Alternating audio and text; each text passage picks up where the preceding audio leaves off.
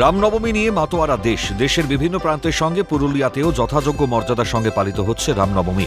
রবিবার রামনবমী উপলক্ষে পুরুলিয়া শহরে বিশাল শোভাযাত্রার আয়োজন করা হয় বিশ্ব হিন্দু পরিষদের উদ্যোগে।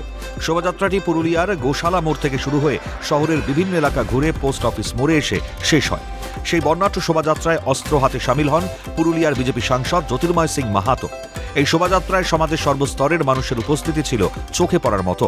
শোভাযাত্রাকে ঘিরে আঁটোসাঁটো নিরাপত্তার ব্যবস্থা করা হয়, পাশাপাশি ড্রোনের মাধ্যমেও চালানো হয় নজরদারি। অস্ত্র হাতে শোভাযাত্রায় অংশগ্রহণ প্রসঙ্গে পুরুলিয়ার সাংসদের প্রশ্ন, প্রভু রামের হাতে কি ছিল?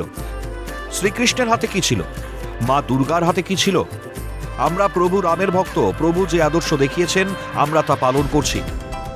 এই অস্ত্র শান্তি এবং ধর্ম রক্ষার প্রতীক, দাবি জ্যোতির্ময় সিং মাহাতো। আমাদের প্রভু রামচন্দ্রের হাতে কি আছে? ভগবান শ্রীকৃষ্ণের হাতে কি আছে? মা দুর্গার হাতে কি আছে? আমরা প্রভু রামচন্দ্রের ভক্ত। প্রভু রামচন্দ্র যে আদর্শ দেখিয়েছেন সেই আদর্শই আমরা পালন করছি, অন্য কিছু নয়।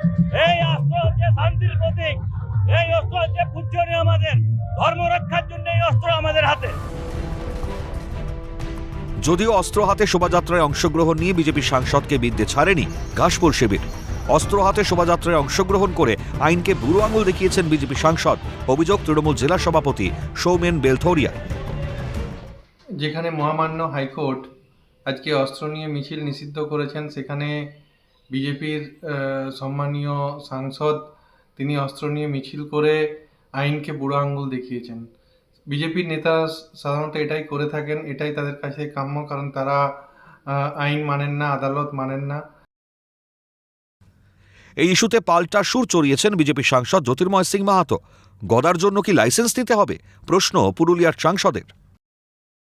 অস্ত্র নয়, গদা শুধু ছিল না, তীর ধনুকও ছিল, তারপরে আপনার তলোয়ারও ছিল, তারপরে আপনার মুগুরও ছিল। আমাদের দেবী দেবতাদের হাতে যা যা থাকে সবগুলোই ছিল। আর এটা আদিকাল থেকে পারম্পরিক আছে, এটা আজকের জন্য না। আমার জানা নেই কোথাও এটার জন্য কি এমন চর্চা হচ্ছে। গদার জন্য কোথায় লাইসেন্স লাগে? এটা তাহলে সেখান থেকে লাইসেন্স নিতে হবে। হ্যাঁ, এটা প্রত্যেক ঘরে ঘরে আছে। যার ঘরে নেই তাকেও বলবো আপনি রাখুন বাড়িতে। যদি না থাকে তো আগামী দিনে আপনার জন্য বিপদ আছে। অস্ত্র একদম রাখা দরকার বাড়িতে, যেগুলা আমাদের দেবী দেবতার হাতে আছে, সেই সকল অস্ত্রের কথা বলবো। পাশাপাশি এ বিষয়ে রাজ্যের মুখ্যমন্ত্রীর বিরুদ্ধে সরব হন তিনি। ভোট ব্যাংকের রাজনীতি করছেন মুখ্যমন্ত্রী, অভিযোগ বিজেপি সাংসদের। আপনি হিন্দুদেরকে ছোট করবেন আর শুধু ভোট ব্যাংকের রাজনীতি করবেন। মুসলিমদেরও হিতৈষী নন, মুসলিম বন্ধুরাও জেনে গেছেন, ভালো করে জেনে গেছেন। কারণ পশ্চিম বাংলাদেশ সব থেকে বেশি যদি মুসলিমদের জন্য সমস্যা করেছে, মুসলিমদেরকে শোষিত করেছে, লাঞ্ছিত করেছে, সেটা হচ্ছে মমতা ব্যানার্জি। শুধুমাত্র ভোট ব্যাংকের জন্যে জুজু দেখিয়ে, ভয় দেখিয়ে, আতঙ্ক করে আর তাদেরকে ভোট ব্যাংক তৈরি করছে। ওরাও জেনে গেছে, বুঝে গেছে, আর তারাও আর তাদের পাশে থাকবে না। সেই জন্য বুঝতে পারবে মমতা ব্যানার্জি 26-এ। সব মিলিয়ে রামনবমীকে ঘিরে দিনভর সরগরম ছিল পুরুলিয়া। পাশাপাশি এই ইস্যুতে অব্যাহত রইল শাসক বিরোধী তরজা।